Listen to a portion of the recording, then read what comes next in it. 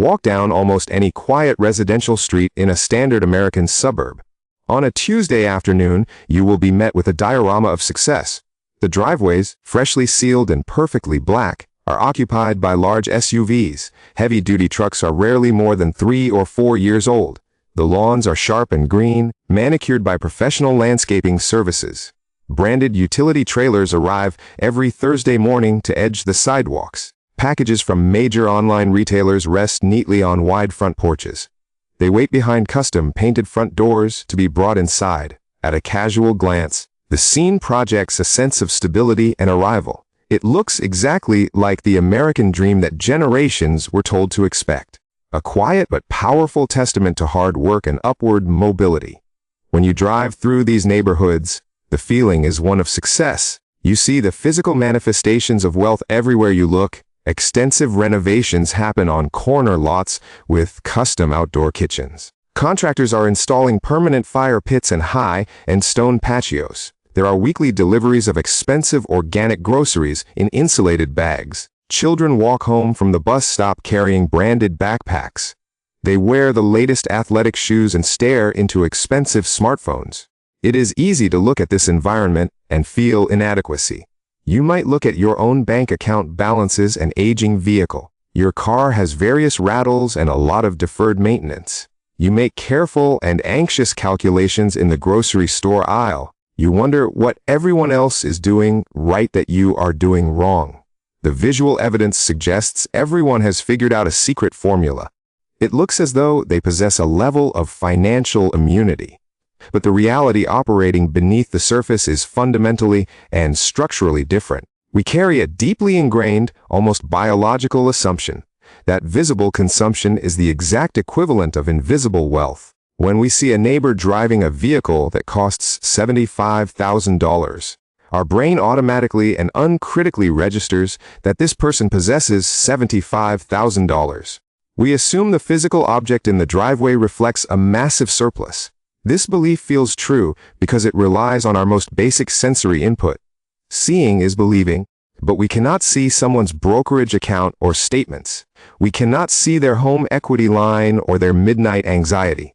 We can only see the polished, curated exterior of their life. Because we only see purchases, we incorrectly conclude the income exists. We internalize the belief that if someone is buying something, they can afford it. But this assumption is a fundamental misreading of the modern consumer economy. We are not looking at a landscape of accumulated wealth. We are looking at a landscape of carefully managed, highly leveraged debt. The terrifying reality is a vast majority are not actually affording them. They are financing them, leasing the appearance of stability month by month. The modern financial system makes borrowing money frictionless, invisible, and painless. You no longer need to sit with a bank manager to justify loans. You simply tap a piece of plastic or double-click a smartphone. This abstraction of money separates the pain of paying from the pleasure. Dismantling visual evidence shows shiny cars and vacations aren't indicators of freedom. Very often, they are the exact anchors preventing that freedom from taking root. The belief that everyone has more money than you is usually an illusion. Others simply have a much higher tolerance for catastrophic financial leverage. To truly understand why this dynamic happens, we must look past individual irresponsibility. We must examine the rigid structure of money and the nature of fixed costs. Financial outcomes are rarely just a reflection of personal morality, willpower, or intelligence. They are dictated by cold mathematical realities and the strict order of operations. Over 4 decades, middle-class costs have detached from the median wages earned. Housing, healthcare, childcare, and basic transportation are not luxury items, but structural prerequisites. When foundational costs rise relentlessly while purchasing power remains stagnant, gaps must be filled. Effort alone cannot override a structural mathematical deficit in a household budget. You cannot simply budget or hustle out of a situation where costs consume pay. This is where terrifying trade-offs begin, often invisible to the outside observer. Households may prioritize the lifestyle required to live in a safe school district. They trade away their future security to fund their current, present reality.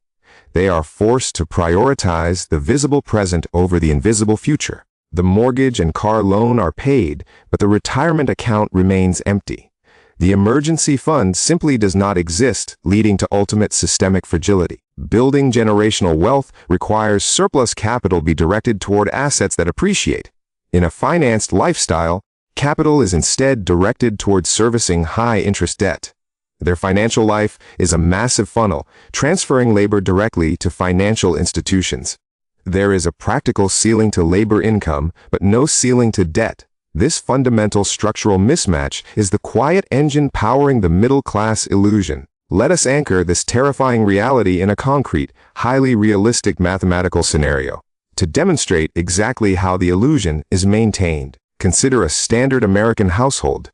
Two working adults earning a combined gross income of $140,000. In many parts of the country, this is considered a highly successful, solid income. It sounds, on paper, like more than enough money for a comfortable life. But let us look at the actual flow of funds through modern expenses. After taxes, payroll deductions, and rising health insurance premiums, their pay drops significantly.